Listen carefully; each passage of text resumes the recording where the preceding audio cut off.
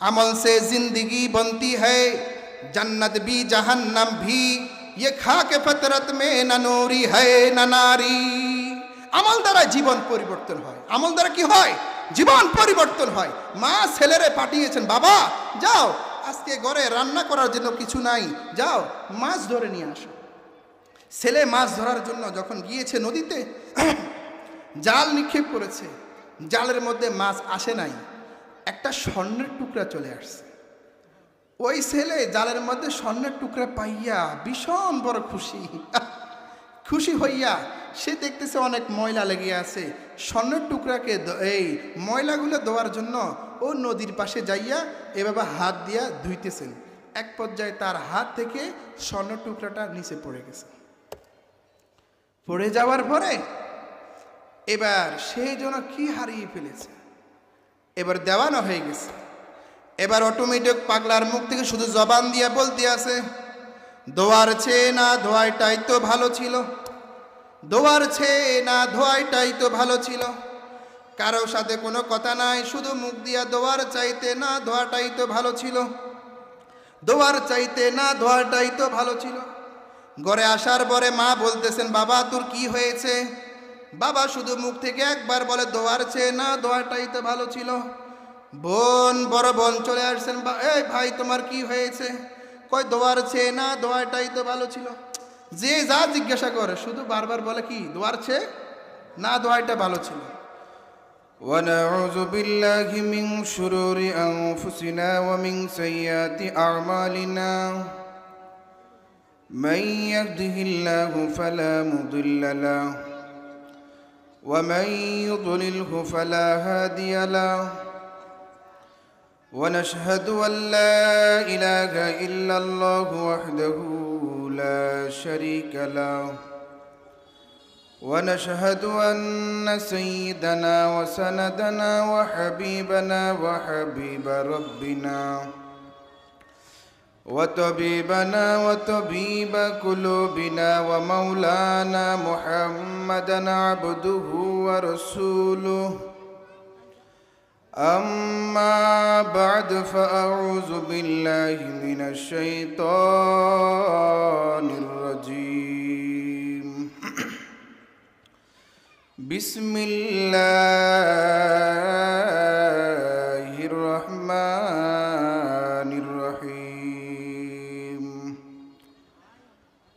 سبحان الذي يسرى بعبده ليلا من المسجد الحرام إلى المسجد الأقصى الذي باركنا حوله لنريه من آياتنا إنه هو السميع البصير وقال النبي صلى الله عليه وسلم الصلاة معراج المؤمنين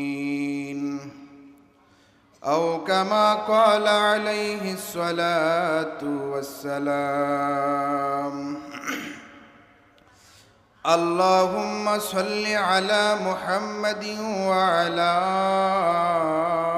آل محمد كما صليت على إبراهيم وعلى آل إبراهيم إنك حميد مجيد اللهم بارك على محمد وعلى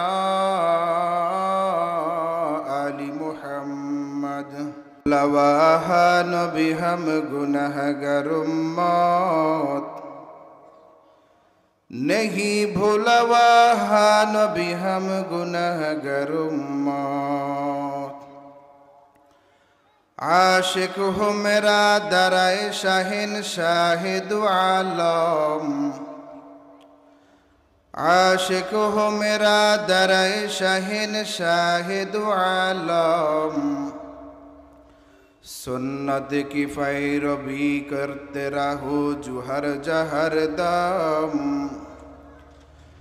मोहम्मद के निशाना रखो भाई दिल में हमेशा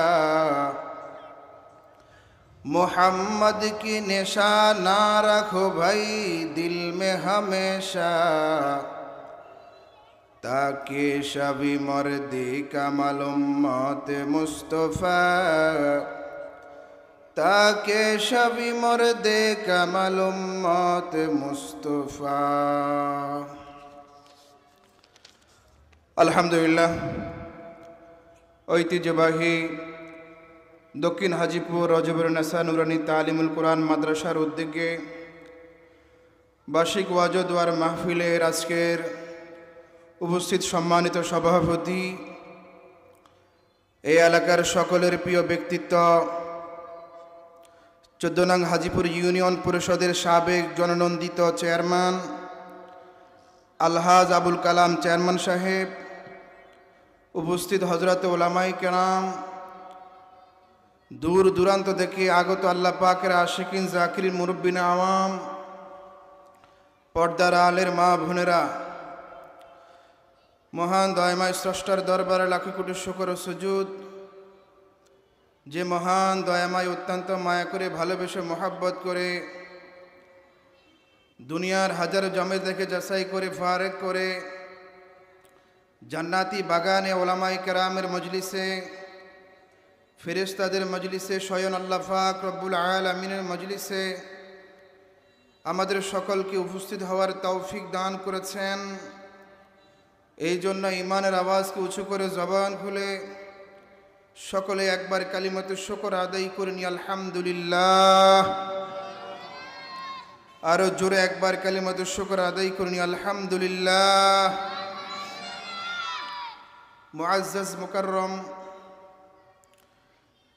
আরবি এখন যে মাসটি অতিক্রম হচ্ছে এই মাসটির নাম হলো রজব মাস।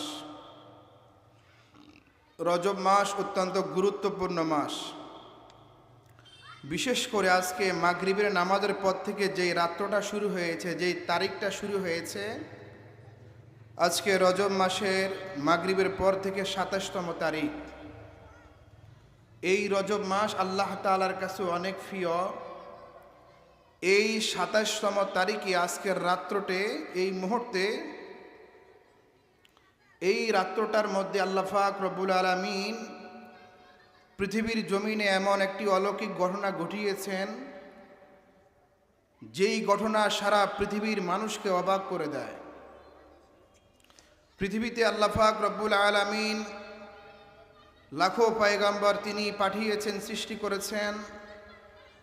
কোনো পয়গম্বরের সাথে আল্লাহ তাআলার সাথে সরাসরি সাক্ষাৎ হয় নাই। হযরতে মুসা আলাইহিস সালাতু ওয়াস সালাম আল্লাহ তাআলার কাছে প্রার্থনা করেছেন সাক্ষাৎ করার জন্য। তুর পর্বতে মুসা আলাইহিস সালাতু ওয়াস সালামকে ডেকে নেওয়া হয়েছে। মুসা আলাইহিস সালাতু ওয়াস সালাম আল্লাহ তাআলাকে বারবার দেখার জন্য বলছেন। আল্লাহ তাআলা বলছেন, মুসা তুমি আমাকে দেখতে পাইবা না।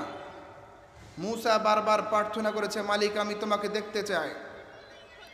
এক পর্যায়ে আল্লাহ পাক রব্বুল আলামিন যখন তার নূরের তাজাল্লির সামান্য কিছু প্রকাশ তুর পর্বতের দিকে যখন দিয়েছে, আল্লাহ তাআলার নূরের তাজাল্লি তুর পর্বত সহ্য করতে না পেরে আগুন ঝরে পুড়ে উঠেছে। হযরত মুসা আলাইহিস সালাতু ওয়াস সালাম বেহুশ হয়ে পড়ে গেছেন। দুনিয়ার মধ্যে কোনো মানুষ, কোনো পয়গম্বর আল্লাহ তাআলাকে দেখতে পায় নাই। শুধুমাত্র আপনার আমার পয়গম্বর, আপনার আমার নবী, আপনার আমার রসুল এই রাত্রতে, মেরাজের রাত্রতেই আল্লাহ পাক রব্বুল আলামিনের সাথে সরাসরি সাক্ষাৎ করেছেন। বলেন সুবহানাল্লাহ। মেরাজ কি ও কেন, কেন মেরাজ হয়েছে, মেরাজ থেকে আমরা কি শিক্ষা নিতে পারি, সংক্ষিপ্তভাবে আলোচনা হবে। মেরাজের ওয়াকিয়া বয়ান করে শেষ করা যাবে না, বিশাল বড় লম্বা চূড়া আলোচনা। সংক্ষিপ্তভাবে আমরা আলোচনা করব। আল্লাহ রসুল সাল্লাল্লাহু আলাইহি ওয়াসাল্লাম যখন নবুয়ত প্রাপ্ত হয়েছেন, মক্কার মধ্যে মানুষদেরকে তিনি ইসলামের দাওয়াত দিচ্ছেন। মানুষেরা দলে দলে তিনার ইসলাম কবুল করতেছেন। ওই দিক দিয়া মক্কার কাফেররা চিন্তা করলো মুহাম্মদকে কিভাবে দমানো যায়, কিভাবে মুহাম্মদকে ঠেকিয়ে রাখা যায়। চিন্তা ফিকির করো, পরামর্শ করে উকবাকে কাফেরদের প্রতিনিধি বানাইয়া রসুল করিম সাল্লাল্লাহু আলাইহি ওয়াসাল্লামের চাচা আবু তালেবের কাছে পাঠিয়েছেন, যাও উকবা, তুমি চলে যাও। উকবা চলে গিয়েছে। যাওয়ার পরে বলেছেন, আবু তালেব, তোমার জন্য আমরা তোমার ভাতিজাকে কিছুই করতে পারি না, হয়তো তুমি তাকে বুঝাও আমাদের মূর্তির বিরুদ্ধে যেন গালমন্দ যেন না করে, আর নসে তুমি তার মধ্যখান থেকে সরে দাঁড়াও, তার সাথে আমাদের সাথে ময়দানে সাক্ষাৎ হবে। এরপরে তারা অপর দিন আবার আসছেন। আসার পরে তারা আবু তালেবকে বলেছেন, আবু তালেব, তোমার ভাতিজাকে বুঝাও, সে দিন দিন আমাদের মূর্তির বিরুদ্ধে কথা বলে, তুমি তাকে বলো সে কি চায়। সে যদি চায় মক্কার রাজত্ব, মক্কার প্রেসিডেন্ট, তাকে বানানোর জন্য আমরা তৈয়ার আছি। সে যদি চায় মক্কার সবচাইতে সুন্দরী রমণী, তাকে বিবাহ দেওয়ার জন্য, সেটাও আমরা প্রস্তুত আছি। এই কথা বলে উকবা তার প্রতিনিধিকে নিয়ে তারা চলে গেছেন। আল্লাহ পাক রব্বুল আলামিনের পয়গম্বর যখন আবু তালেবের কাছে আসছেন, আবু তালেব রসুল করিম সাল্লাল্লাহু আলাইহি ওয়াসাল্লামকে বলতেছেন, বাতিজা, মক্কার কাফেরগুলো আমার কাছে আসছেন, আমাকে বলতেছেন তুমি কি চাও। যা কিছু সম্ভব হয় তুমি যদি তাদের কাছে চাও তোমাকে তা দেওয়া হবে। যদি তুমি মক্কার প্রেসিডেন্ট হতে চাও, তোমাকে মক্কার প্রেসিডেন্ট বানিয়ে দেওয়া হবে। যদি তুমি মক্কার সবচাইতে সুন্দরী, পরমা সুন্দরী রমণী বিবাহ করতে চাও, তাও তোমাকে দেওয়া হবে। আল্লাহ পাক রব্বুল আলামিনের পয়গম্বর চোখ নিচের দিকে দিয়া চোখ থেকে পানি পালায়, অশ্রু সিক্ত হয়ে মাথাটা উঠাইয়া চাচাকে বলতেছে, ও আমার চাচা যান, আমার বাবার ইন্তেকালের পরে দাদা আমার দায়িত্ব পালন করেছে, দাদার ইন্তেকালের পর থেকে আপনি আমার দায়িত্ব পালন করেন। ও চাচা যান, মক্কার মানুষগুলো আমাকে বলেছে যেটা সম্ভব হয় সেটা আমাকে দিবে।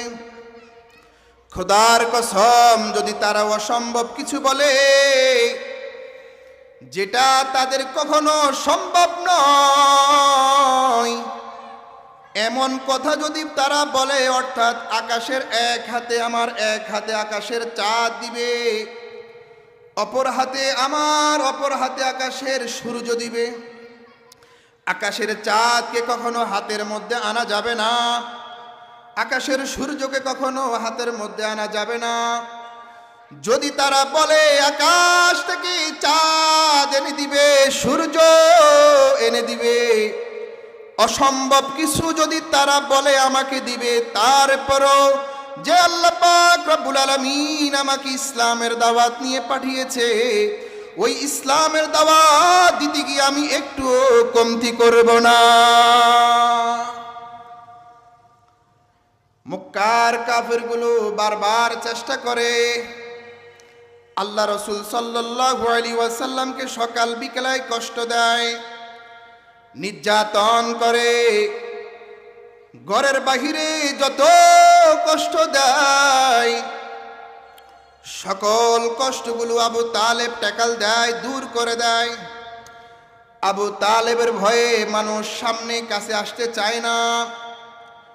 ভিতরে যত কষ্ট নিয়ে ভিতরে প্রবেশ করে আম্মাজান খাদিজা রাদিয়াল্লাহু তাআলা আনহা, দুঃখ সকল কিছু তিনি মুছিয়ে দেয়।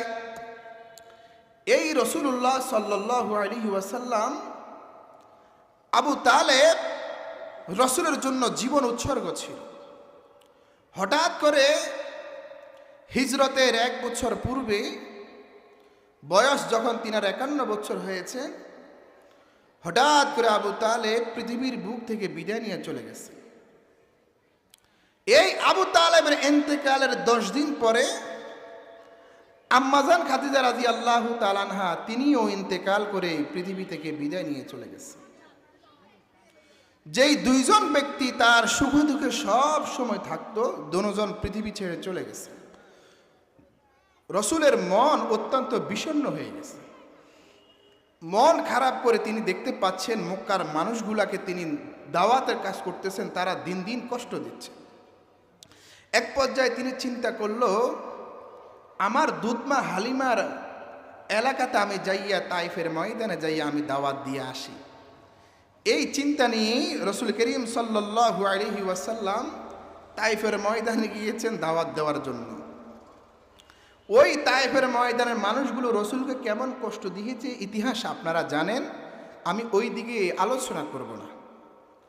তারা এমন কষ্ট দিয়েছে, এমন নির্যাতন করেছেন, রসুল দেহের মধ্যে রক্তাক্ত অবস্থায়, জুতার মধ্যে রক্তের জমাট পড়ে আছে, শরীরের মধ্যে পাথরের আঘাতের চিহ্নগুলা এখনও পড়ে আছে, যেন শরীর থেকে তারা এমনভাবে পাথর নিক্ষেপ করেছে মনে হচ্ছে শরীর থেকে এখনই তাজা তাজা টপকিয়ে টপকিয়ে রক্তগুলো পড়তেছে।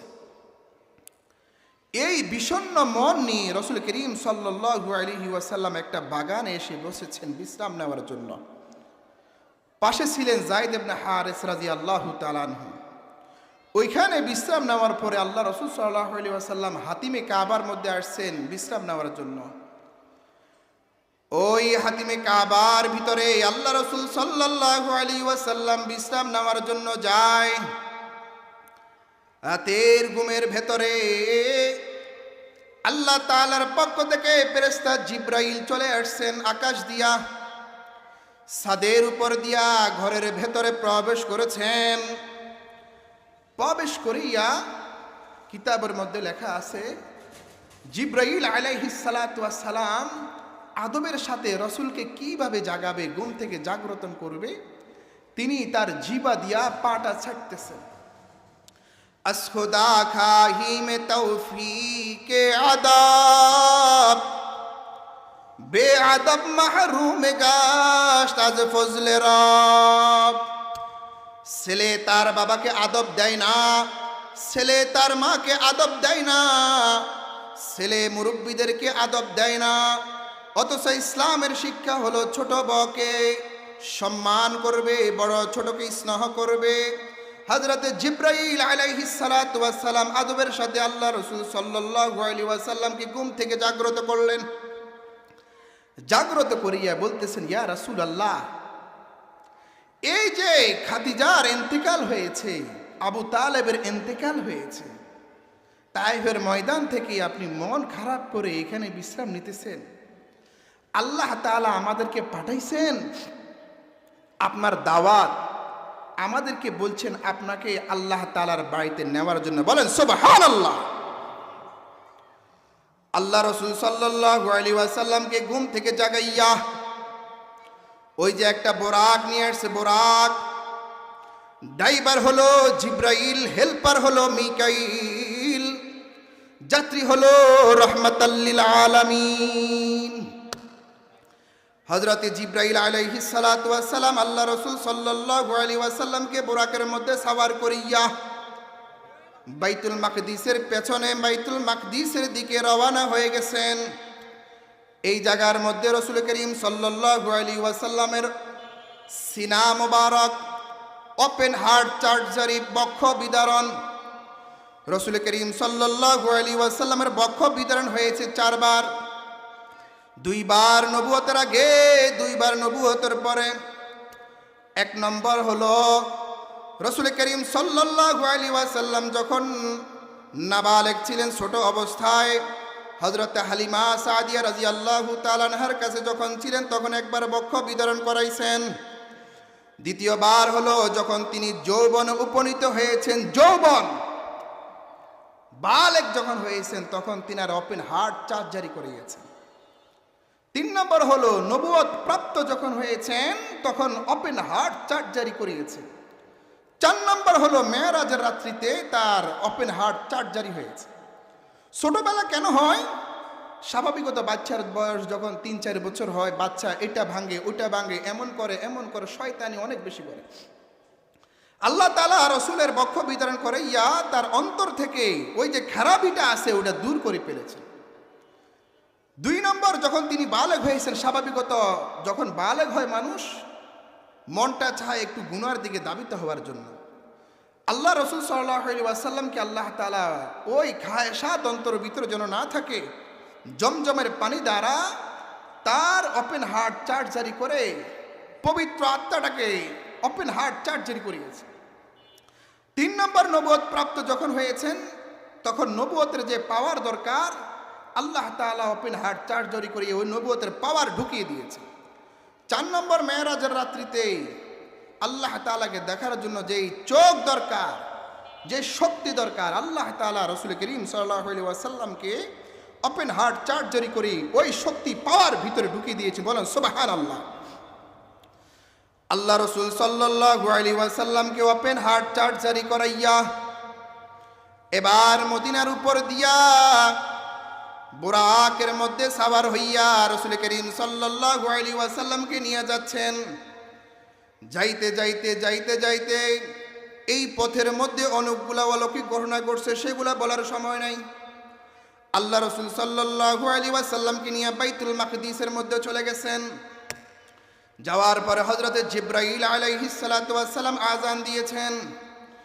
ওই রাত্রের মধ্যে দুনিয়ার মধ্যে পৃথিবীর শুরু থেকে যত পয়গম্বররা এসেছেন সমস্ত পয়গম্বরদেরকে ওই রাত্রিতে ওই বাইতুল মাকদিসের মধ্যে একসাথ করিয়েছেন। লাখো লাখো পয়গম্বর 2 রাকাত নামাজ পড়ার জন্য অপেক্ষামান আছেন। হযরত আদম আলাইহিস সালাতু ওয়াস সালাম থেকে শুরু করে সমস্ত পয়গম্বর উপস্থিত আছেন। আব্বাজান আদম আলাইহিস সালাতু ওয়াস সালাম মনে মনে ভাবলেন, এই মুহূর্তে মনে হয় সবার বাবা আমি ইমামতি করব। আল্লাহ পাক রব্বুল আলামিনের পয়গম্বর জিবরাইল আলাইহিস সালাতু ওয়াস সালাম পয়গম্বরের হাত ধরে সামনে নিয়ে বলতেছেন, আনতা ইমামুল আম্বিয়া, আপনি সামনে যান, আপনি আম্বিয়ায়ে কেরামের ইমাম। যান, আল্লাহ তাআলা অর্ডার করছেন, যান আপনি নামাজের মুসল্লা জানাজার মধ্যে চলে যান, 2 রাকাত নামাজ পড়ান। সমস্ত পয়গম্বরদেরকে নিয়ে আপনার আমার পয়গম্বর ইমামতি করিয়া 2 রাকাত নামাজ সমাপ্ত করেছেন। এরপরে আল্লাহ রাসূল সাল্লাল্লাহু আলাইহি ওয়াসাল্লাম নামাজ শেষ করে এবার জিবরাইল আলাইহিস সালাতু ওয়াস সালাম রাসূল করিম সাল্লাল্লাহু আলাইহি ওয়াসাল্লামকে নিয়ে বুরাকের মধ্যে সাওয়ার হইতেছেন। আল্লাহ তাআলার বাড়িতে নিয়ে যাচ্ছেন। আল্লাহ তাআলা দাওয়াত দিয়েছেন। আল্লাহ পাক রব্বুল আলামিন পবিত্র কোরআন শরীফের মধ্যে ইরশাদ করেন, সুবহানাল্লাযী আসরা বিআবদিহি লাইলাম মিনাল মাসজিদিল হারাম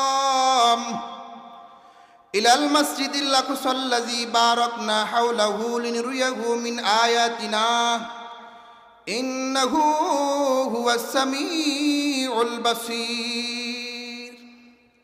আল্লাহ পাক রব্বুল আলামিন সুবহান শব্দ দিয়ে বলতেছেন, পবিত্র ওই সত্তা যিনি তার বান্দাকে মসজিদ হারাম থেকে শুরু করে মসজিদুল আকসা পর্যন্ত নিয়ে গেছেন। এই মেরাজের ঘটনাটা কোরআন দ্বারা সাব্যস্ত। যারা মেরাজ মানবে না সাথে সাথে কাফের হয়ে যাবে। মেরাজ মানা এটা ঈমান। জান্নাত জাহান্নাম বিশ্বাস করা যেরকম ঈমান, পরকাল বিশ্বাস করা যেরকম ঈমান, মেরাজকে বিশ্বাস করা হলো ঈমান। হযরতে জিবরাইল আলাইহিস সালাতু ওয়াস সালাম আল্লাহ রাসূল সাল্লাল্লাহু আলাইহি ওয়াসাল্লামকে বুরাকের মধ্যে লইয়া প্রথম আসমানের দিকে পাড়ি দিচ্ছেন। দুনিয়ার জমিন থেকে প্রথম আসমানের দূরত্ব হলো 500 বছর। কত বছর? জোরে কোন, আর জোরে কোন, কত বছর? 500 বছর দূরত্ব। এই 500 বছর দূরত্ব অতি অল্প সময়ে জিবরাইল বুরাককে নিয়ে আরোহণ করেছে। বিদ্যুতের গতি হলো প্রতি সেকেন্ডে 1,68,000 মাইল যায়। বিদ্যুতের গতি কেমন? এর চাইতে বুরাকের গতি আরো বেশি।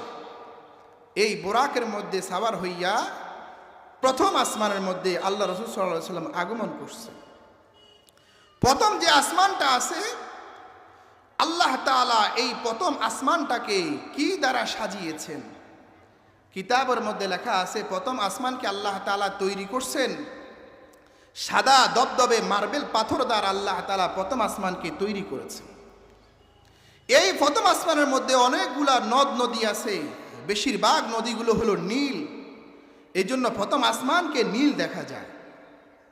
2 নম্বর আসমানকে আল্লাহ পাক রব্বুল আলামিন মিন হাদিদ, লোহা ধাতুর দ্বারা আল্লাহ তাআলা দ্বিতীয় আসমানকে তৈরি করেছেন। 3 নম্বর আসমানকে আল্লাহ পাক রব্বুল আলামিন মিন নুহাসিন, তামা ধাতুর দ্বারা আল্লাহ পাক রব্বুল আলামিন তৃতীয় আসমানকে সাজিয়েছেন। 4র্থ আসমানকে আল্লাহ পাক রব্বুল আলামিন মিন ফিজ্জাতিন, রূপা দ্বারা, খাঁটি রূপা দ্বারা 4র্থ আসমানকে আল্লাহ তাআলা সাজিয়েছেন। 5ম আসমানকে আল্লাহ পাক রব্বুল আলামিন খাঁটি 1 নম্বর স্বর্ণ দ্বারা 5ম আসমানকে আল্লাহ তাআলা সাজিয়েছেন। এই জন্য 5ম আসমানকে বলা হয় স্বর্ণের আসমান। 6ষ্ঠ আসমানকে আল্লাহ পাক রব্বুল আলামিন সাজিয়েছেন মিন ইয়াকুতিন হামরা, সাদা ইয়াকুত পাথর দ্বারা আল্লাহ তাআলা 6ষ্ঠ আসমানকে সাজিয়েছেন। 7ম আসমানকে আল্লাহ পাক রব্বুল আলামিন সাদা দবদবে পাথর দ্বারা 7ম আসমানকে আল্লাহ তাআলা সাজিয়েছেন। বুরাকের মধ্যে সওয়ার হইয়া আল্লাহ রাসূল সাল্লাল্লাহু আলাইহি ওয়াসাল্লাম প্রথম আসমানে অতিক্রম করেন। হযরতে জিবরাইল আলাইহিস সালাতু ওয়াস সালাম দরজার মধ্যে আঘাত করেছেন। ভিতর থেকে আওয়াজ আসলো, মান আনতা, তুমি কে? ওয়া মাম্মাক, তোমার সাথে কে আছে?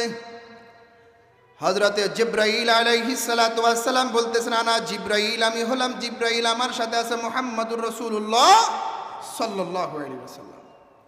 ভিতর থেকে আওয়াজ আসে, তোমরা এখানে আসার জন্য কোনো অনুমতি আসেনি? জিবরাইল আলাইহিস সালাতু ওয়াস সালাম বলছেন, হ্যাঁ, আল্লাহ তাআলা অর্ডার করছেন। আল্লাহ রাসূল সাল্লাল্লাহু আলাইহি ওয়াসাল্লাম ভিতরে প্রবেশ করছেন। যাইয়া প্রথম আসমানের মধ্যে আল্লাহ রাসূল সাল্লাল্লাহু আলাইহি ওয়াসাল্লাম আব্বাজান আদমের সাথে সাক্ষাৎ করেছেন। আব্বাজান আল্লাহ রাসূল সাল্লাল্লাহু আলাইহি ওয়াসাল্লামকে সালাম জানাই। আল্লাহ রাসূল আদম আলাইহিস সালাতু ওয়াস সালামকে সালাম জানাই। এক পর্যায়ে আদম আলাইহিস সালাতু ওয়াস সালাম বলছেন, মারহাবান মারহাবান ইবনি সালেহ, ধন্যবাদ ধন্যবাদ, স্বাগতম স্বাগতম, হে আমার প্রিয় পুত্র। প্রথম আসমান অতিক্রম করে এবার জিবরাইল আল্লাহ রাসূল সাল্লাল্লাহু আলাইহি ওয়াসাল্লামকে নিয়ে দ্বিতীয় আসমানে যায়। দ্বিতীয় আসমানে হযরতে ঈসা আলাইহিস সালাতু ওয়াস সালামের সাথে সাক্ষাৎ হয়। তিনিও স্বাগতম জানায়, মারহাবান মারহাবান ইবনে সালেহ ওয়াল আখি সালেহ, স্বাগতম স্বাগতম, হে আমার প্রিয় ভাই। 3 নম্বর আসমানে আল্লাহ রাসূল সাল্লাল্লাহু আলাইহি ওয়াসাল্লাম যায়। যাওয়ার পরে সেইখানে হযরতে ইউসুফ আলাইহিস সালাতু ওয়াস সালামের সাথে সাক্ষাৎ হয়। তিনিও আহলান সাহলান জানায়। 4র্থ আসমানে যায়, সেখানে হযরতে ইদ্রিস আলাইহিস সালাতু ওয়াস সালামের সাথে সাক্ষাৎ হয়। তিনিও আহলান সাহলান জানায়। 5ম আসমানে হযরতে হারুন আলাইহিস সালাতু ওয়াস সালামের সাথে সাক্ষাৎ হয়। তিনিও আহলান সাহলান জানায়। 6ষ্ঠ আসমানে হযরতে মুসা আলাইহিস সালাতু ওয়াস সালামের সাক্ষাৎ হয়। তিনিও আহলান সাহলান জানায়। 7ম আসমানে হযরতে ইব্রাহিম আলাইহিস সালাতু ওয়াস সালামের সাথে সাক্ষাৎ হয়। তিনিও স্বাগতম জানায়। প্রথম আসমান থেকে দ্বিতীয় আসমানের দূরত্ব, জমিন থেকে প্রথম আসমানের দূরত্ব যেরকম ভাবে 500 বছর, অনুরূপভাবে প্রথম আসমানের মোটা, ওই মোটাও হলো 500 বছর। প্রথম আসমান থেকে দ্বিতীয় আসমানের দূরত্বও আবার 500 বছর। দ্বিতীয় আসমান থেকে তৃতীয় আসমানের দূরত্ব 500 বছর। তৃতীয় আসমান থেকে 4র্থ আসমান একই 500 বছর। এইভাবে সপ্তম আকাশ। আল্লাহ তাআলা কি আজীব আজীব নিয়ামত সেখানে সাজিয়ে রেখেছেন, সেটা কল্পনাও করা যাবে না, মাথার ভিতরে সেটা আনাও যাবে না। এমন এমন অলৌকিক ঘটনাগুলা আল্লাহ পাক রব্বুল আলামিন আকাশের মধ্যে সাজিয়ে রেখেছে। জিবরাইল আলাইহিস সালাতু ওয়াস সালাম আল্লাহ রাসূল সাল্লাল্লাহু আলাইহি ওয়াসাল্লামকে নিয়ে সপ্তম আকাশের মধ্যে পাড়ি দিয়েছেন। ওই জায়গার মধ্যে হযরত ইব্রাহিম আলাইহিস সালাতু ওয়াস সালামের সাথে সাক্ষাৎ হয়। ইব্রাহিম আলাইহিস সালাতু ওয়াস সালাম স্বাগতম জানায়। জানানোর পরে ওই জায়গার মধ্যে সপ্তম আকাশের উপরে একটা ঘর আছে। ঘর ওই ঘরের নাম হলো বাইতুল মামুর, ফেরেশতাদের ইবাদতের ঘর। এই বাইতুল মামুর কোথায়? তাফসীরের কিতাবের মধ্যে লেখা আছে, দুনিয়ার মধ্যে আল্লাহ পাক রব্বুল আলামিন সর্বপ্রথম একটা ঘর বানাইছেন, সেই ঘরের নাম হলো বাইতুল্লাহ। ইন্না আউওয়ালা বাইতিন উযিয়া লিন-নাস লাল্লাযী বিবাক্কাতা মুবারাকান ওয়া হুদাল লিল আলামিন। আল্লাহ পাক রব্বুল আলামিন দুনিয়ার মধ্যে একটা ঘর বানাইছেন, সেটার নাম হলো বাইতুল্লাহ, খানায় কাবা।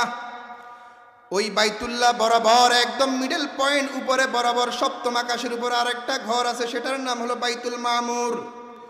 দুনিয়ার বাইতুল্লাহর মধ্যে দুনিয়ার মানুষগুলো ইবাদত করে, সিজদা করে, রুকু করে, নামাজ পড়ে, তাসবিহ তাহলিল পড়ে, কোরআন তেলাওয়াত করে। ওই বাইতুল মামুরের মধ্যে দুনিয়ার মধ্যে ফেরেশতারা যারা আছে তারা সেখানে ইবাদত করে। আল্লাহ রাসূল সাল্লাল্লাহু আলাইহি ওয়াসাল্লামকে জিবরাইল ওইখানে নিয়ে আজান দিয়েছেন আর বলতেছেন, ইয়া রাসূলুল্লাহ, এখানেও বাইতুল মামুরে আপনি ইমামতি করা লাগবে। আপনি শুধু দুনিয়ার মানুষের ইমাম না, পয়গম্বরের ইমাম না, আল্লাহ তাআলা আপনাকে দুনিয়ার মানুষের যেরকমভাবে নবী বানিয়েছেন, আল্লাহ তাআলা আপনাকে ফেরেশতাদেরও নবী বানিয়েছেন। বলেন সুবহানাল্লাহ। আল্লাহ রাসূল সাল্লাল্লাহু আলাইহি ওয়াসাল্লাম ইমামতি করেছেন। জিবরাইলকে জিজ্ঞাসা করতেছেন, ভাই জিবরাইল, আমার পিছনে কতজন ফেরেশতা নামাজ পড়েছে? জিবরাইল বলতেছেন, ইয়া রাসূলুল্লাহ, আপনার পিছনে ৭০,০০০ ফেরেশতা নামাজ পড়েছেন। বলেন সুবহানাল্লাহ। তবে আপনি আর আশ্চর্য হবেন, সেটা হলো এই যে বাইতুল মামুরের মধ্যে পৃথিবীর শুরু থেকে বাইতুল মামুরের মধ্যে যেই ফেরেশতা একবার নামাজ পড়ে, কতবার নামাজ পড়ে বলেন?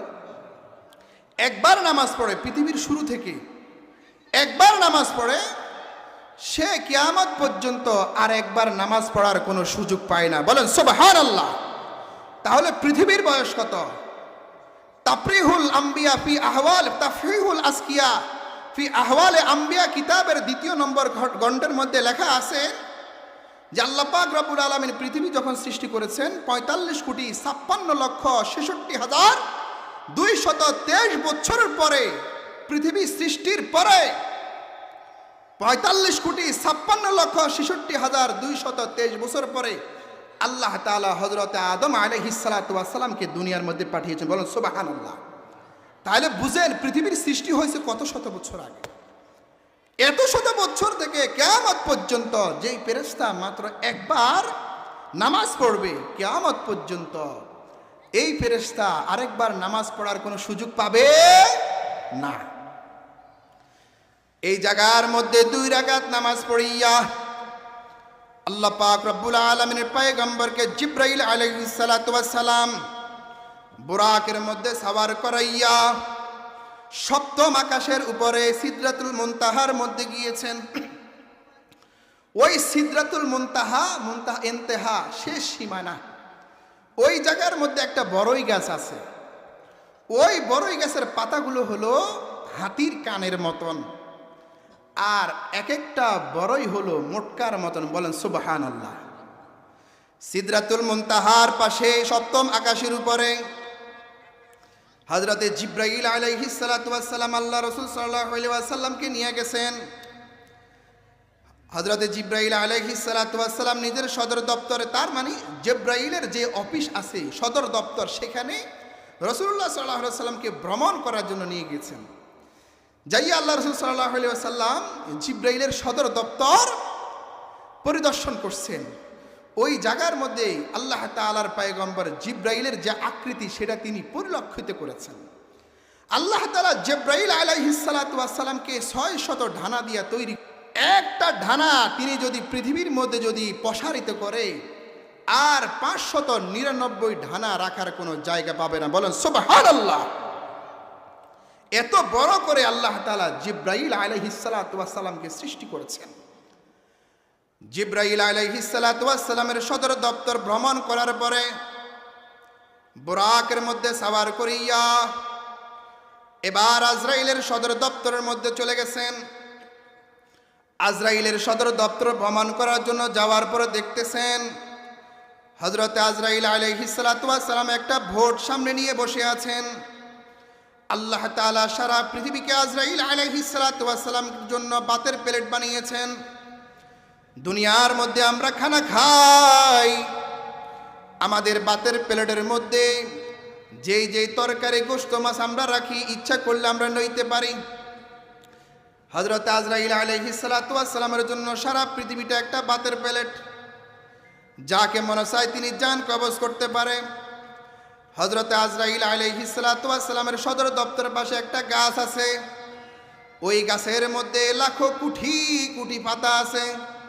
তাফসীরের কিতাবের মধ্যে লেখা আছে ওই গাছের মধ্যে এমন পাতা, দুনিয়ার শুরু থেকে কিয়ামত পর্যন্ত যত মানুষ পৃথিবীতে আগমন করবে প্রত্যেকটা মানুষের জন্য ওই গাছের মধ্যে একটা পাতা।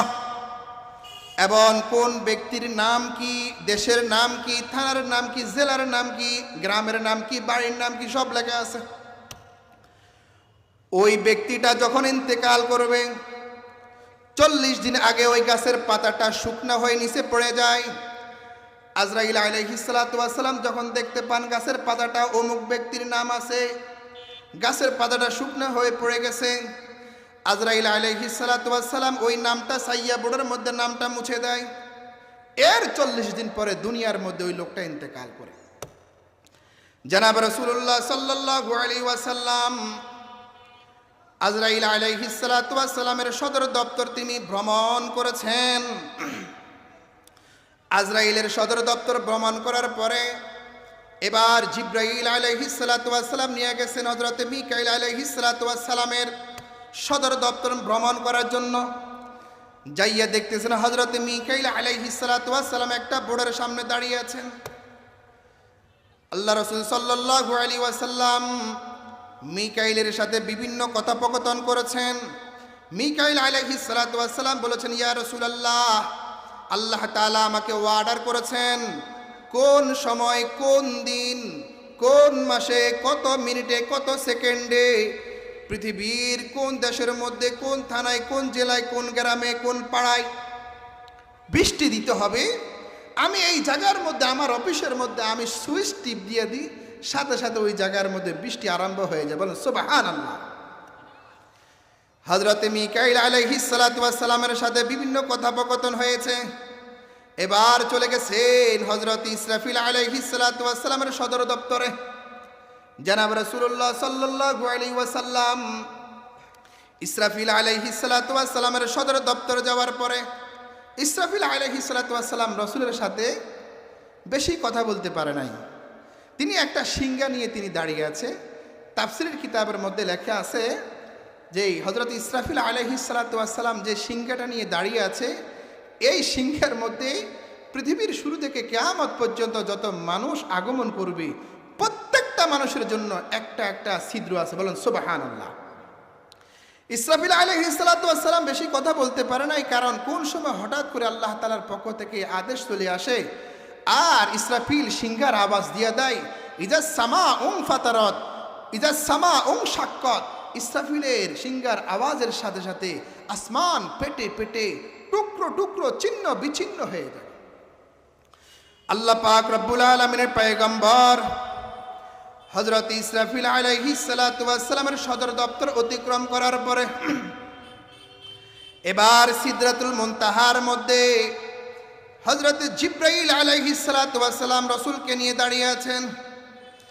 আল্লাহ রাসূল সাল্লাল্লাহু আলাইহি ওয়াসাল্লামকে জিব্রাইল বলতেছেন, ইয়া রাসূলুল্লাহ, আগার এক সারে মোয় এবার তরফরম, আগার এক সারে মোয় এবার তরফরম, ফরুগে তাজাল্লি বসুজত ফরম।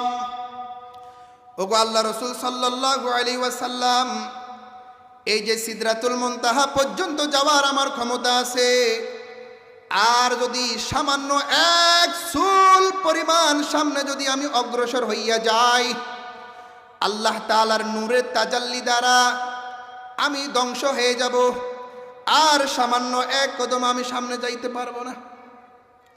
রাসূল সাল্লাল্লাহু আলাইহি ওয়াসাল্লাম ভয়ে কাঁপতেছেন, না জানি আমার কি হয়। বলতেছে, জিব্রাইল, তুমি এই এত উপরে এনে আমাকে ছেড়ে দিয়েছ, আমি কিভাবে যাব? আল্লাহ তাআলার পক্ষ থেকে বোরাকের সময় শেষ, আরেকটা বাহন চলে আসছে, সেটার নাম হলো রফরফ। নাম কি তা বলেন? রফরফ। বোরাকের পাওয়ার কেমন, এর চাইতে আরো বেশি গুণ হলো রফরফের পাওয়ার। রফরফের মধ্যে সাওয়ার হইয়া আল্লাহ রসুল সাল্লাল্লাহু আলাইহি ওয়াসাল্লাম সিদরাতুল মুনতাহা অতিক্রম করে তিনি যাচ্ছেন আরশের কাছাকাছি। রাসূলুল্লাহ সাল্লাল্লাহু আলাইহি ওয়াসাল্লাম যখন সিদরাতুল মুনতাহা অতিক্রম করিয়া সামনে অগ্রসর হচ্ছেন, ভয়ে কাঁপতেছেন। ওই দিক দিয়া আবু বকরের জুতার আওয়াজ পায়, বেলাল রাদিয়াল্লাহু তাআলা আনহুর মুখের আওয়াজ পাচ্ছেন। দুনিয়ার বন্ধুদের আওয়াজ যদি পায় তাহলে আর ভয় লাগে না, বিনা ভয়ে সামনে অগ্রসর হওয়া যায়। আল্লাহ রসুল সাল্লাল্লাহু আলাইহি ওয়াসাল্লাম রফরফের মধ্যে সাওয়ার হইয়া আরশের কাছাকাছি যায়। এবার আরশের মধ্যে নামবে, আরশের মধ্যে পা রাখবে। এর আগে আল্লাহ রসুল সাল্লাল্লাহু আলাইহি ওয়াসাল্লাম জুতা খোলে। আল্লাহ তাআলার পক্ষ থেকে আওয়াজ চলে আসে, হুকমে থা मूसा को खाके तुर से बरकत मिले, तेरे कदमों की बदौलत अर्शों को इज्जत मिले।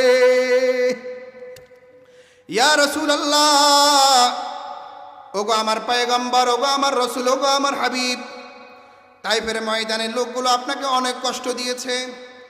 আবু তালেবের ইন্তেকাল হওয়ার পরে আপনি অনেক কষ্ট পেয়েছেন, খাদিজার ইন্তেকালের পরে আপনি অনেক কষ্ট পেয়েছেন। আমি আল্লাহ তাআলার কাছে সাক্ষাৎ করার জন্য, আপনাকে সান্ত্বনা দেওয়ার জন্য আমার বাড়িতে দাওয়াত দিয়ে আসতেছি, নিয়ে আনতেছি আপনারে। আল্লাহ তাআলা যখন হযরত মূসা আলাইহিস সালাতু ওয়াস সালাম আল্লাহর সাথে সাক্ষাৎ করবেন, তুর পর্বতের মধ্যে মূসা আলাইহিস সালাতু ওয়াস সালাম পা রাখবেন। আল্লাহ পাক রব্বুল আলামিন বলেছেন, পাখলা না লাইক, হে মূসা তোমার পায়ের জুতা খোলো।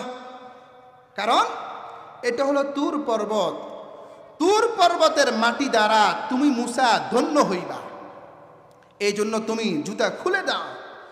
হুকমে থা मूसा को खाके तुर से बरकत मिले, तेरे कदमों की बदौलत अर्शों को इज्जत मिले। ওগো রসুল, আপনি পা থেকে জুতা খোলার কোনো প্রয়োজন নাই। আপনাকে যখন দাওয়াত দিয়ে আমি আমার বাড়িতে নিয়ে আসতেছি, আমার আরশ আমার কাছে আবদার করছে, ইয়া আল্লাহ, আপনার হাবিব আমার মধ্যে কদম রাখবে,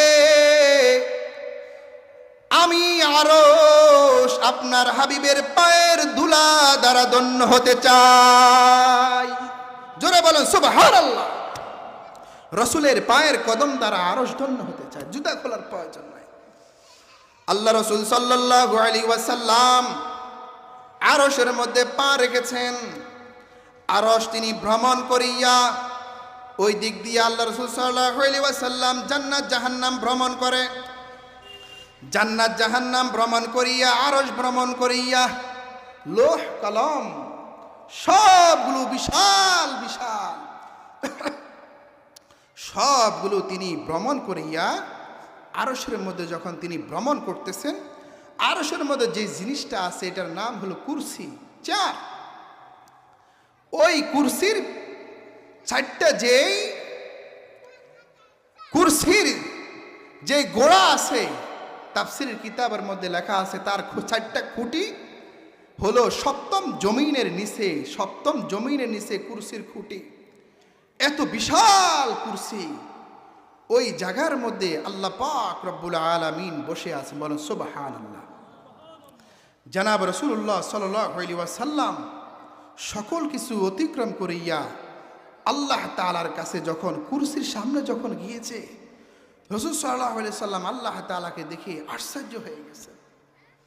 আর আল্লাহ তাআলা রাসূল করিম সাল্লাল্লাহু আলাইহি ওয়াসাল্লামকে নিজের সামনে নিয়ে আসছেন। قال رسول الله صلى الله عليه وسلم রাইতু রব্বি আজ্জা ওয়া জাল্লা। ও দুনিয়ার মানুষেরা, আমি তোমাদের পয়গম্বর আল্লাহ পাক রব্বুল আলামিনকে সরাসরি দেখেছি। বলেন সুবহানাল্লাহ।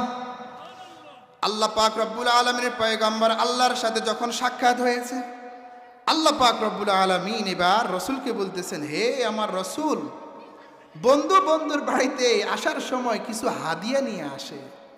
আপনি যে আমার বাড়িতে আপনি যে চলে আসছেন, হ্যাঁ, আপনি আমার জন্য কি হাদিয়া নিয়ে আসছেন? রাসূলুল্লাহ সাল্লাল্লাহু আলাইহি ওয়াসাল্লাম অত্যন্ত আদবের সাথে মুস্কি হাসি দিয়ে বলতেছেন, ইয়া আল্লাহ, আপনি তো কোনো খানা পিনা খান না, আপনি তো আপেল মালটা আঙ্গুর এগুলা খান না, আমি আপনার জন্য এগুলা কিভাবে নিয়ে আসুন? আপনি তো কুল হু আল্লাহু আহাদ আল্লাহুস সামাদ লাম ইয়ালিদ ওয়া লাম ইউলাদ ওয়া লাম ইয়াকুল লাহু কুফুয়ান আহাদ। আপনি তো সকল থেকে বেনিয়াজ, আমি আপনার জন্য কি নিয়ে আসুন? কাপড় না নিয়ে আসতে পারম না, খানা পিনা না নিয়ে আসতে পারম, কি নিয়ে আসুন? তবে আমি আপনার জন্য নিয়ে আসছি আত্তাহিয়াতু লিল্লাহি ওয়াস সালাওয়াতু ওয়াত তাইয়্যিবাত। ইয়া আল্লাহ, আমি আপনার জন্য কিছু নিয়ে আসতে পারি নাই, তবে আমার যত ইবাদত আছে, পেলি ইবাদত, কাউলি ইবাদত, যত নেক আমল আছে, সব নেক আমলগুলো আপনার জন্য হাদিয়া নিয়ে আসছি। বলেন সুবহানাল্লাহ। আল্লাহ পাক রব্বুল আলামিন খুশি হয়ে গেছেন। বন্ধু তো চমৎকার হাদিয়া নিয়ে আসছে, বন্ধুরও তো এখন আমি ইস্তেকবাল করা দরকার। হাদিয়া পাইয়া আল্লাহ তাআলা খুশি। আল্লাহ তাআলা সাথে সাথে কয় আসসালামু আলাইকা আইয়ুহান নাবিয়্যু ওয়া রাহমাতুল্লাহি ওয়া বারাকাতুহু। ও আমার হাবিব, আপনি আমার জন্য হাদিয়া নিয়ে আসছেন, তাই বিদায় আমি আপনাকে সালাম জানাই। আসসালামু আলাইকা আইয়ুহান নাবিয়্যু। শান্তি বর্ষিত হোক আপনার উপরে, রহমত বর্ষিত হোক আপনার উপরে, বরকত বর্ষিত হোক আপনার উপরে। আসসালামু আলাইকা আইয়ুহান নাবিয়্যু ওয়া রাহমাতুল্লাহি ওয়া বারাকাতুহু। আসসালামু আলাইনা ওয়া আলা ইবাদিল্লাহিস সালিহিন। এবার আল্লাহ রাসূল সাল্লাল্লাহু আলাইহি ওয়াসাল্লাম সালাম জানাই এবং গুনাহগার উম্মতকে তিনি তখন ভুলে না। মেরাজ কি হামারা নবী সবে সামাওয়াত, মেরাজ কি হামারা নবী সবে সামাওয়াত, नहीं भूला वहा नबी हम गुनाहगार उम्मत ওয়ালা ইবাদিল্লাহিস সালিহিন। নেককার উম্মত যারা আছে তাদের জন্য শান্তির দোয়া করছেন। সাথে সাথে উভয়ের সালাম পাইয়া সমস্ত ফেরেশতাগুলো একসাথে বলে উঠল আশহাদু, বলেন আশহাদু আল্লাহ ইলাহা ইল্লাল্লাহু ওয়া আশহাদু আন্না মুহাম্মাদান আবদুহু ওয়া রাসূলুহু। সমস্ত ফেরেশতাগুলো এই আওয়াজ দিচ্ছেন। আল্লাহ তাআলার সাথে আল্লাহ রাসূল সাল্লাল্লাহু আলাইহি ওয়াসাল্লামের অনেক প্রেমের আলাপ হয়েছে। এক পর্যায়ে রাসূল সাল্লাল্লাহু আলাইহি ওয়াসাল্লাম আবার দুনিয়ার মধ্যে ফিরে আসবেন। রাসূল সাল্লাল্লাহু আলাইহি ওয়াসাল্লাম বলতেছে ইয়া আল্লাহ, আমি তো যাচ্ছি, আমার উম্মতের জন্য আপনি কি হাদিয়া দিবেন? আল্লাহ পাক রব্বুল আলামিন বলেছেন, এ আমার রাসূল, আপনার উম্মতের জন্য আমি 50 ওয়াক্ত নামাজ হাদিয়ে দিয়েছি। বলেন সুবহানাল্লাহ। রাসূলুল্লাহ সাল্লাল্লাহু আলাইহি ওয়াসাল্লাম অত্যন্ত খুশি মনে 50 ওয়াক্ত নামাজ নিয়া তিনি যখন আসতেছেন, এক পর্যায়ে ষষ্ঠ আকাশে যখন আসছেন, মুসা আলাইহিস সালাতু ওয়াস সালাম কয়, ওই কি নিয়ে আসছেন? বন্ধু আমার হাদিয়া দিছে। কি বলেন না? দিছে, অসুবিধা নাই। কার বলেন না কি দিছে? 50 ওয়াক্ত নামাজ দিছে। কত ওয়াক্ত নামাজ? বাহ, কিটা কয় আপনি এগুলা? আর আপনি তো খুশি 50 ওয়াক্ত নামাজ পাইয়ে। খুশি হবো না?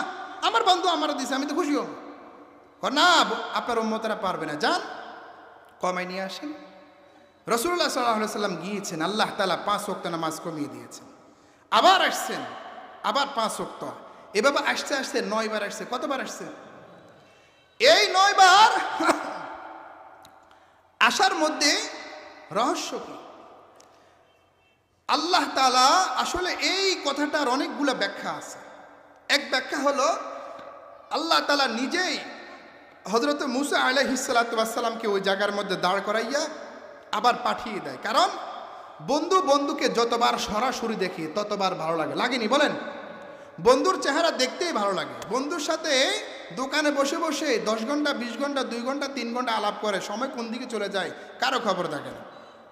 আল্লাহ তাআলা দাঁড় করিয়ে দিয়েছেন মুসা আলাইহিস সালাতু ওয়াস সালামকে, যাও আমার বন্ধুকে পাঠাবো, বন্ধুকে আবার তুমি পাঠাবা। এক ব্যাখ্যা। কিতাবের মধ্যে আরেকটা ব্যাখ্যা আছে, মুসা আলাইহিস সালাতু ওয়াস সালাম নিজে ইচ্ছাকৃতভাবে আল্লাহ রাসূল সাল্লাল্লাহু আলাইহি ওয়াসাল্লামকে এইভাবে শুধু বারবার শুধু আল্লাহর কাছে পাঠায়। কেন? মুসা আলাইহিস সালাতু ওয়াস সালাম তো দুনিয়ার মধ্যে আল্লাহ তাআলাকে দেখার জন্য চাইছে, আল্লাহরে দেখতে পারে নাই। মুহাম্মদুর রাসূলুল্লাহ সাল্লাল্লাহু আলাইহি ওয়াসাল্লাম যতবার আল্লাহ তাআলার সাথে সরাসরি সাক্ষাতের জন্য যায়, আল্লাহ তাআলার নূরের যে পাওয়ার আছে, তাজাল্লি আছে, এটা রাসূলুল্লাহ সাল্লাল্লাহু আলাইহি ওয়াসাল্লামের চেহারার মধ্যে ভাসতে থাকে। আর মুসা আলাইহিস সালাতু ওয়াস সালাম আল্লাহ তাআলার নূরের তাজাল্লির পাওয়ার রাসূলুল্লাহ সাল্লাল্লাহু আলাইহি ওয়াসাল্লামের চেহারার মধ্যে দেখে দেখে তিনি ধন্য হয়। বলেন আল্লাহু আকবার। এই জন্য তিনি বারবার পাঠায়। নামাজ যখন 50 ওয়াক্ত থেকে 5 ওয়াক্ত চলে আসছে, এবার রাসূল যেন মনটা খারাপ হয়ে গেছে। আল্লাহ পাক রব্বুল আলামিন বলতেছেন, ইয়া রাসূলুল্লাহ, বুঝছি 50 ওয়াক্ত দিয়েছি, 5 ওয়াক্তের মধ্যে চলে আসছে, মন খারাপ, হ্যাঁ, অসুবিধা নাই। আপনার যেই সমস্ত উম্মতগুলা, আমি আপনাকে কথা দিলাম, আপনার যেই সমস্ত উম্মতগুলা দৈনিক 5 ওয়াক্ত নামাজ আদায় করবে, কত ওয়াক্ত? 5 ওয়াক্ত নামাজ আদায় করবে, আমি তাদেরকে 5 ওয়াক্তের সওয়াব দিব না, আমি আল্লাহ পাক রব্বুল আলামিন তাদেরকে 50 ওয়াক্ত নামাজের সওয়াব দিয়া দিমু। قال رسول الله صلى الله عليه وسلم لو كان نهرا في باب احدكم, আল্লাহ রাসূল সাল্লাল্লাহু আলাইহি ওয়াসাল্লাম বলেছেন, ও সাহাবায়ে কেরাম, যদি তোমাদের বাড়ির পাশে একটা পুকুর থাকে, ওই পুকুরের মধ্যে দৈনিক যদি একজন ব্যক্তি 5 বার গোসল করে, হাল ইয়াবকা মিন দারানিহি শাইউন, তার শরীরের মধ্যে কোনো ময়লা থাকতে পারেনি।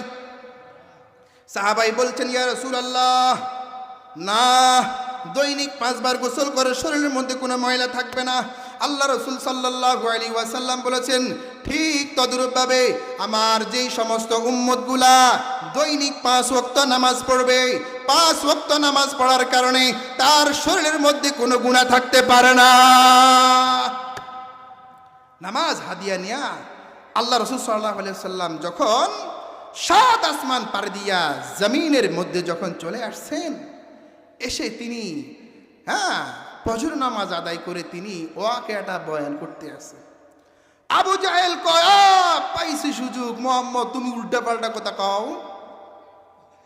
যাইয়া আবু জাহেল যাইয়া আবু বকরকে ডাকছে, আবু বকর, বন্ধুর তো মানো, বন্ধু কিতা করছে শুনছ? কিতা?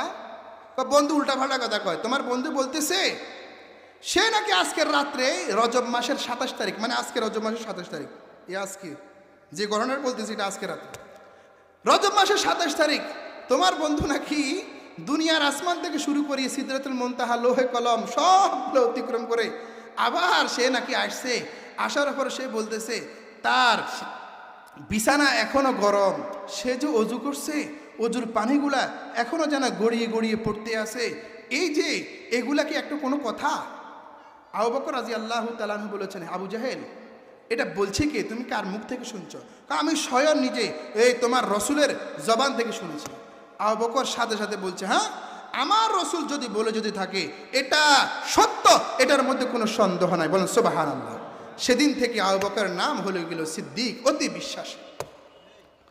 এই যে আল্লাহ রসুল সাল্লাল্লাহু আলাইহি ওয়াসাল্লাম বলেছেন, এখনই তার আওয়াজ, এখনই পানিগুলা গড়িয়ে যাইতে আছেন, বিছানা এখনো নরম, এটা তো বোঝা যায় না। নাস্তিকের বাচ্চারা এই সমস্ত আপত্তি তুললে কি জবাব দেওয়া যাবে? অনেকগুলো জবাব আছে। 1 নম্বর জবাব, আগে মানুষ যখন হজে যখন যাইতো, জাহাজ ছিল না, হেঁটে হেঁটে যাইতো, অনেক মাস লাগিয়ে যেত। এরপরে যখন জাহাজ চলে আসছে, জাহাজে করে মানুষ বাইতুল্লাহতে মক্কাতে হজ করার জন্য যাইতো, 6 মাস লাগতো। কত মাস বলেন? জাহাজের শেষ চলে আসছে, এবার প্লেন, উড়োজাহাজ। এখন মানুষ ইচ্ছা করলে 6 ঘন্টার ভিতরে বাইতুল্লাহ তাওয়াফ করতে পারে। বলেন সুবহানাল্লাহ। যেই কাজ করতে আগে 6 মাস লাগতো, ওই কাজ এখন কত ঘন্টা হয়ে যায়? আর জোরে কত ঘন্টায়? দুনিয়ার মানুষ যদি 6 মাসের কাজটা যদি মাত্র 6 ঘন্টার মধ্যে নিয়ে আসতে পারে, তাহলে আল্লাহ পাক রব্বুল আলামিন আহকামুল হাকিমিন, তিনি এত কোটি কোটি বছরকে এত সংক্ষিপ্ত নিয়ে আসতে পারে না? দুনিয়ার মধ্যে যে বিদ্যুতের আবিষ্কার হয়েছে, বিদ্যুতের গতি হলো 1 সেকেন্ডে 1,68,000 মাইল। এত দ্রুত যদি যাইতে যদি পারে, তাহলে আল্লাহ পাক রব্বুল আলামিন কি পারে না অল্প সময়ে ভ্রমণটা করার জন্য? পারেনি? বলেন। 10 তলা বিল্ডিং, 20 তলা বিল্ডিং আপনি উঠতে হলে সিঁড়ি দিয়া বাইতে হয়, আপনাকে 10 মিনিট লাগে, 20 মিনিট লাগে। কিন্তু এখন লিফটের আবিষ্কার হয়েছে, এই লিফটের মধ্যে আপনি দাঁড়াবেন, 1 মিনিটের মধ্যে আপনাকে 20 তলা পার করে দিবেন। সুবহানাল্লাহ। তাহলে দুনিয়ার মানুষ যদি এত কঠিন কাজে এত সহজ করতে পারে, আল্লাহ তাআলা কি পারে না?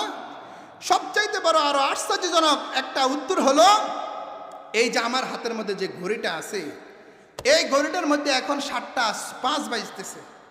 আমি এই মুহূর্তে যদি ঘড়ি চলার জন্য একটা ব্যাটারি আসেনি, জোরে কন, আসেনি? আছে। এই ব্যাটারিটা যদি 7:05 যদি খুলি পালাই, আগামীকাল আবার যদি আমি এই ব্যাটারিটা যদি লাগাই, তাহলে আমার এই ঘড়ি কটা থেকে শুরু হবে? আবার 7:05। কতটা থেকে বলেন না? এখন খুলি ফেলাইছি 7:05, আবার আগামীকাল ব্যাটারি লাগাইছি, আবার কটা বাজতে আছে? 7:05। আসল কথা হলো, দুনিয়া চলার জন্য একটা ব্যাটারি আছে না নাই? আছে। আল্লাহ তাআলা যখন তার বন্ধুকে এত কোটি কোটি 500 বছর এত কোটি কোটি রাস্তা ভ্রমণ করানোর জন্য যখন করছেন, আল্লাহ তাআলা দুনিয়া চলার জন্য যে ব্যাটারিটা আছে, ওই ব্যাটারিটা তিনি খুলে নিয়েছেন। আর আল্লাহ রাসূল সাল্লাল্লাহু আলাইহি সাল্লাম যখন আবার সবগুলো অতিক্রম করে আবার তার আপন স্থানে চলে আসছেন, আল্লাহ তাআলা আবার ওই ব্যাটারিটা ফিট করে দিয়েছেন। আগের মতন এখন বিছানা গরম, পানিগুলা গড়ায় গড়ে পড়তেছে, দরজার আংটা এখনো নাড়াচাড়া করতেছে। বলেন সুবহানাল্লাহ। এই হলো রজব মাস, বড় গুরুত্বপূর্ণ মাস। এই মেরাজ আল্লাহ তাআলা তার বন্ধুকে করিয়েছেন, বন্ধুর সাথে সাক্ষাৎ করেছেন এই রজব মাসে। রজব মাস অত্যন্ত গুরুত্বপূর্ণ মাস, আমলের মাস। বেশি বেশি করে আমল করতে হবে। আমল সে জিंदगी बनती है, जन्नत भी जहन्नम भी, ये खाक फतरत में न नूरी है न नारी। আমল দ্বারা জীবন পরিবর্তন হয়। আমল দ্বারা কি হয়? জীবন পরিবর্তন হয়। মা ছেলেরে পাঠিয়েছেন, বাবা যাও, আজকে ঘরে রান্না করার জন্য কিছু নাই, যাও মাছ ধরে নিয়ে আসো। ছেলে মাছ ধরার জন্য যখন গিয়েছে নদীতে, জাল নিক্ষেপ করেছে, জালের মধ্যে মাছ আসে নাই, একটা স্বর্ণের টুকরা চলে আসছে। ওই ছেলে জালের মধ্যে স্বর্ণের টুকরা পাইয়া ভীষণ বড় খুশি হইয়া সে দেখতেছে অনেক ময়লা লেগে আছে। স্বর্ণের টুকরাকে এই ময়লাগুলো ধোয়ার জন্য ও নদীর পাশে যাইয়া এভাবে হাত দিয়া ধুইতেছেন। এক পর্যায়ে তার হাত থেকে স্বর্ণের টুকরাটা নিচে পড়ে গেছে। পড়ে যাওয়ার পরে এবার সেই জন্য কি হারিয়ে ফেলেছে, এবার দেওয়ানো হয়ে গেছে। এবার অটোমেটিক পাগলার মুখ থেকে শুধু জবান দিয়ে বলতে আছে, দোয়ার চেয়ে না ধোয়াইটাই তো ভালো ছিল, দোয়ার চেয়ে না ধোয়াইটাই তো ভালো ছিল। কারো সাথে কোনো কথা নাই, শুধু মুখ দিয়া দোয়ার চাইতে না ধোয়াটাই তো ভালো ছিল, দোয়ার চাইতে না ধোয়াটাই তো ভালো ছিল। ঘরে আসার পরে মা বলতেছেন, বাবা তোর কি হয়েছে? বাবা শুধু মুখ থেকে একবার বলে, দোয়ার চেয়ে না ধোয়াটাই তো ভালো ছিল। বড় বোন চলে আসছেন, এই ভাই তোমার কি হয়েছে? কয় দোয়ার চেয়ে না ধোয়াটাই তো ভালো ছিল। যে যা জিজ্ঞাসা করে শুধু বারবার বলে কি, দোয়ার চেয়ে না ধোয়াটা ভালো ছিল। এক পর্যায়ে ডাক্তার নিয়ে আসছে, ডাক্তার কি সমস্যা একটু দেখেন তো। ডাক্তার এসে চিকিৎসা করে ডাক্তার চলে গেছেন ওষুধ দাবা দিয়া। এখন ওষুধ খায়, কোনো কাজ হয় না। মা রাত্রে ছেলের বিছানার কাছে যাইয়া বলছি, রে আব্বাজান, আসলে তোর সমস্যাটা কি হয়েছে, তুই আমার একটু খুলি কর। ছেলে বলতেছে, মা আসলে আমার কোনো মারাত্মক কোনো সমস্যা হয় নাই, তবে এইভাবে কাহিনী, স্বর্ণের শাক পাইছি, দুইতাম গেছি, হাত থেকে পড়ে গেছে, এই জন্য আমার মনটা অন্যরকম হয়ে গেছে। বারবার আমি বলি দোয়ার চাইতে না দোয়াটাই তো ভালো ছিল। মা ক, বাবা তুই আর এটা কি শুনেছিস? এবার মাও জবান দিয়ে কইতে আছে, শোনার চাইতে না শোনাইটাই তো ভালো ছিল, শোনার চাইতে না শোনাইটাই তো ভালো ছিল। ছেলে মেয়েদের কাছে আসছে, জিজ্ঞাসা করে, মা এরকম করেন কেন? শোনার চাইতে না শোনাইটাই তো ভালো ছিল। মামারা চলে আসছে, কি রে, হ্যাঁ আমার বোনের কি হয়েছে? আরে বোন, তোর স্বামী মারা গেছে, তোরে বলছি অন্য জায়গায় বিবাহ দেবো, তুই ছেলে সন্তানের দিকে তাকাইয়া জীবনটা শেষ করে দিছস, এখন তোর রোগ চলে আসছে, এখন তুই জবান দিয়ে এটা কি বলতেছস? শোনার চাইতে না শোনাইটা ভালো ছিল, যা ডাক্তার নিয়ে আস। এবার ডাক্তার নিয়ে আসছে, ডাক্তার চিকিৎসা করে। এক পর্যায়ে ডাক্তারের বলতেছেন, ও ডাক্তার, এ চিকিৎসা করলে কোনো লাভ হবে না, আমার ছেলের কাহিনী এমন কাহিনী, এই জন্য আমার ছেলে বলতেছে দোয়ার চাইতে না দোয়াইটা ভালো ছিল, আর আমি বলি শোনার চাইতে না শোনাইটাই তো ভালো ছিল, যাও তুমি টাকা যা পাইছো এগুলো নিয়ে তুমি চলে যাও, বাকি টাকার আশা করিও না। এবার ডাক্তার অটোমেটিকভাবে ডাক্তার বলতে শুরু করলো, বাকি না রাখার চেয়ে রাখাইটাই তো ভালো ছিল, বাকি না রাখাইটাই তো ভালো ছিল, বাকি না রাখাইটাই তো ভালো ছিল। ডাক্তার বারবার বলতে আছে।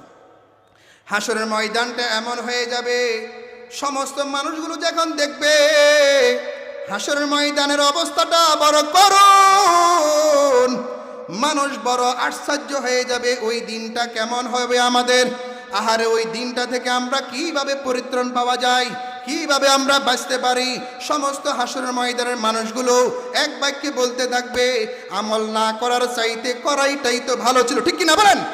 আমল না করার চাইতে করাইটাই তো ভালো ছিল, আমল না করার চাইতে করাইটাই তো ভালো ছিল। ও আমার যুবক ভাইয়েরা, ও আমার বৃদ্ধ বাবারা, ও পর্দার আলের মা বোনেরা, আল্লাহ পাক রব্বুল আলামিন আপনাকে 60 বছর হায়াত দিয়েছেন, 80 বছর হায়াত দিয়েছেন, 70 বছর হায়াত দিয়েছেন। এই জীবনটার মধ্যে আপনি কি করেছেন? এই পুরাটা দেহটা পাইয়া আল্লাহ পাক রব্বুল আলামিনের কতটুকু আমল করেছেন? আল্লাহ পাক রব্বুল আলামিন বলেন, আল্লাযী খালাকাল মাউতা ওয়াল হায়াতা লিয়াবলুয়াকুম আইয়ুকুম আহসানু আমালা।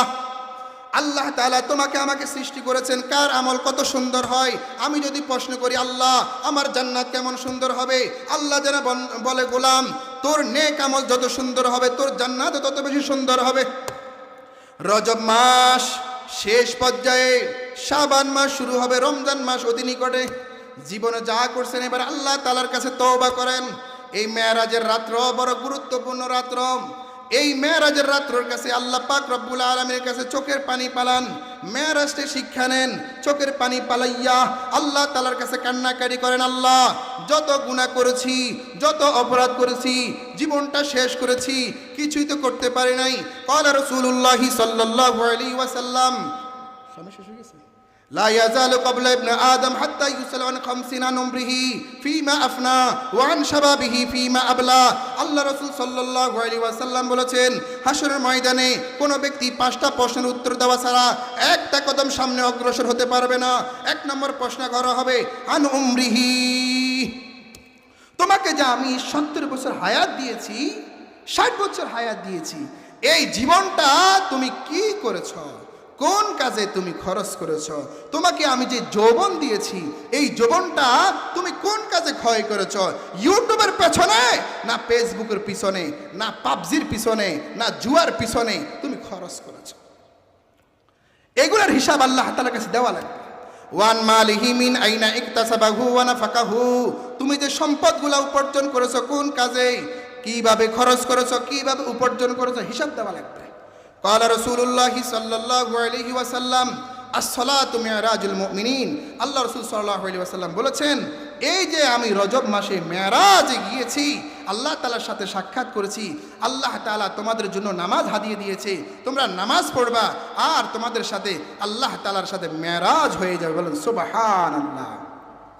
যা কিছু বলা হয়েছে মেরাজের কাহিনী থেকে, ওই ঘটনা থেকে, আল্লাহ পাক রব্বুল আলামিন আমাদেরকে সকলকে ইবরত হাসিল করার তৌফিক দান করুক।